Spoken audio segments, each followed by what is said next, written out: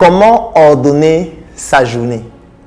Ça, c'est une question extrêmement importante, surtout si vous êtes un entrepreneur, si vous êtes un salarié, si vous êtes un étudiant ou qu'importe l'activité que vous pratiquez au quotidien. Si vous souhaitez obtenir des résultats efficaces, il sera important pour vous de pouvoir comprendre quels sont les mécanismes qui vous permettent d'ordonner de manière optimale votre journée. La première chose qu'il faut retenir, c'est qu'il n'existe aucune stratégie standard pour ordonner votre journée. Ça, c'est la première chose qu'il faut retenir.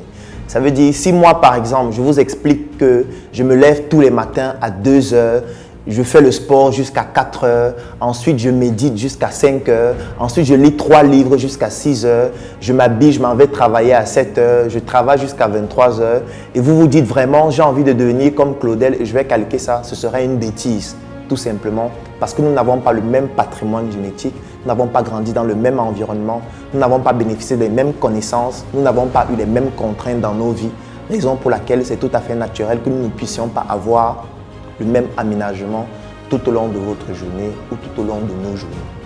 Donc la première chose qu'il faut comprendre, c'est qu'il ne faut pas calquer une stratégie standard pour pouvoir optimiser vos journées.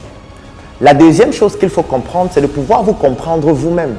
Quand je dis vous comprendre vous-même, c'est déjà la première chose qui est celle de savoir que toutes les journées ne font pas 24 heures. Parce que chacun de nous a des spécificités qui poussent à ce que la journée ne fasse pas 24 heures.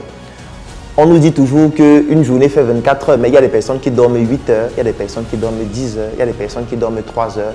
Et cela, c'est un besoin physiologique indispensable.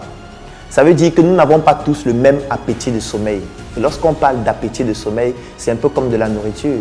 Il y a des personnes à qui, lorsqu'on donne un plat de couscous avec la sauce gombo et puis de la viande, dès que ces personnes finissent de manger, ces personnes ont encore faim. Il y a des personnes qui, juste avec une demi-boule, sont déjà rassasiées. C'est la même chose avec le sommeil.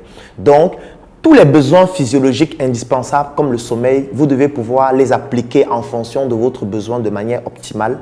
Et tout le reste de temps dont vous disposez, vous devez faire quelque chose de clé. Et c'est la deuxième chose dont je voulais parler. Ça s'appelle une to-do list. C'est-à-dire vous fixez les objectifs à atteindre tout au long d'une année.